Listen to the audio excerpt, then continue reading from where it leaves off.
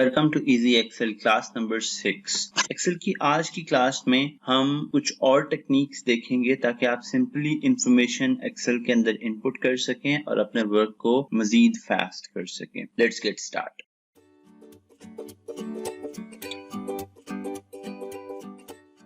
आपने एक चीज ऑब्जर्व की होगी कि आप जब भी एक्सेल के अंदर एंटर का बटन प्रेस करते हैं तो आपका जो एक्टिव सेल है वो एक बॉक्स नीचे मूव हो जाता है। अगर हम लोग ये ना चाहते हो कि एक्सेल का एक्टिव सेल एक बॉक्स नीचे मूव हो तो उसके लिए शॉर्टकट क्या है, हम उसको राइट लेफ्ट या अप डाउन जहां पे भी मूव करवाना चाहें हम मूव करवा सकते हैं। और इसके लिए शॉर्टकट ये है कि आप अपने फाइल मेन्यू में जाएंगे, मोर का बटन प्रेस करके ऑप्शंस में जाएंगे, ऑप्शंस में आप जाएंगे एडवांस टैब में, एडवांस टैब के अंदर आ रहा है after pressing enter move selection और डायरेक्शन लिखी हुई है नीचे। ड्रॉप डाउन के थ्रू आप डाउन राइट अप लेफ्ट किसी भी तरफ मूव करवा सकते हैं। फॉर एग्जांपल अगर हम इसको राइट पे क्लिक करके ओके कर दें तो जब मैं एंटर का बटन प्रेस करूंगा तो एक्सेल टैब वाली ही एक्टिविटी परफॉर्म कर रहा होगा। जो हम टैब करते हैं तो एक्सेल राइट की तरफ अपना एक्टिव सेल मूव करता है, तो जब हम एंटर का बटन प्रेस करेंगे तो भी एक्सेल क्या करेगा मेरी इस एक्टिविटी के बाद कि वो इसको राइट साइड पे मूव करवाना शुरू कर देगा। नेक्स्ट ये है कि आपने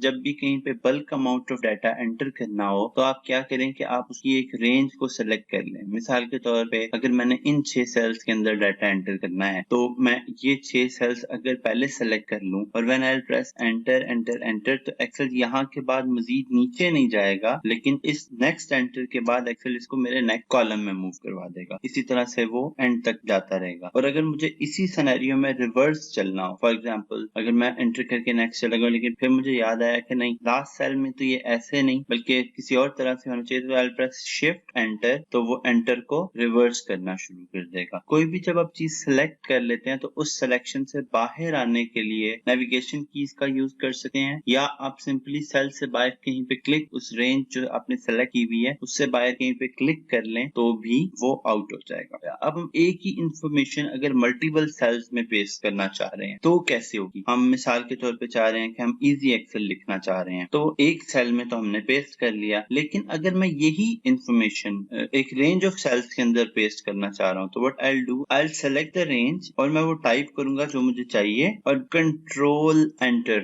एंटर का बटन प्रेस करने से मेरा वही इंफॉर्मेशन एक ही दफा में सारे सेल्स में पेस्ट हो जाएगी। अब किसी भी टाइम पे ना जब आप कोई इंफॉर्मेशन किसी जगह पे एंटर कर देते हैं और अगर उसमें कोई गलती आ जाए और जब हम एडिट मोड में जाते हैं, अब हमने मोड्स पिछले क्लास में स्टडी किए थे कि रेडी मोड है, एडिट मोड है, एंटर मोड है, ब्लिंक इज राइट अबाउट। जब आप एडिट मोड में जाते हैं तो एक्सेल क्या करता है कि वो एक एक कैरेक्टर जब नेविगेशन की प्रेस करते हैं तो एक्सेल एक एक कैरेक्टर करके उसको पीछे लेके जाता है। After this class you will be able to enter data quick. Enter के स्पेलिंग अगर गलत लिखे हैं और मैं नेविगेशन एडिट मोड के अंदर आ गया हूँ F2 प्रेस कर, तो F2 के बाद जब मैं उसको नेविगेशन करवाऊंगा तो वो मुझे एक एक कैरेक्टर करके वापस लेके जा रहा है। और अगर मैं कंट्रोल का बटन प्रेस कर लूं नेविगेशन की के साथ तो मुझे एक पूरा वर्ड जो है वो पीछे ले जाएगा एंड आई सिंपली टाइप ई तो ये मेरा ओके हो जाएगा। एक चीज और भी आपने ऑब्जर्व की, जब हम एंटर कर रहे हैं आफ्टर दिस क्लास ए लिख दिया, अब मैंने अगर ये स्पेलिंग गलत लिखनी है और मैं वापस जाना चाहता हूँ और मैं नेविगेशन की प्रेस करता हूँ तो क्या होगा कि वो मुझे पिछले वाले सेल में ले जाएगा। लेकिन अगर मैं ये ना चाहूँ कि वो नेविगेशन की से मुझे पिछले सेल में लेके जाए बल्कि वो मुझे इसी एंटरिंग मोड से एडिट मोड में एंटर कर देते वक्त ही मैं क्या करूंगा कि I will press simply F2 तो मुझे एडिट मोड में ले जाएगा और फिर मैं एक एक आइटम करके पीछे जाके आफ्टर की स्पेलिंग ठीक करके वापस आ सकता। समटाइम हम इस तरह से कर रहे होते हैं कि हम मल्टीपल डाटा को एंटर कर रहे होते हैं जिसके साथ हमेशा पॉइंट्स लगे हुए होते हैं, मतलब .00 या .76 एक लार्ज अमाउंट ऑफ डाटा आपके पास आया जो आपने एंटर करना है, लेकिन उसमें हर नंबर के साथ पॉइंट्स में है डाटा। तो आप कैसे एंटर करेंगे, आप एंटर करेंगे 1 2 3 4 5 .25। लेकिन अगर यही चीज हम लोग एक्सेल के अंदर डेसिमल पॉइंट्स की एडजस्टमेंट करते हैं तो एक्सेल क्या करेगा कि एक ओल्ड मशीन की तरह एक्ट करना शुरू कर देगा और जब आप एक सिंपल नंबर लिखेंगे और पॉइंट नहीं डालेंगे तो भी डाल देगा। अब कैसे होगा, आप बैक स्टेज में जाके मोर का ऑप्शन क्लिक करेंगे, ऑप्शंस में जाएंगे, एडवांस्ड में जाएंगे, और automatically insert the decimal point 2 places या 3 प्लेसेस या जो भी आपके उस डाटा के अंदर आ रहा है, और ओके का बटन प्रेस कर देंगे।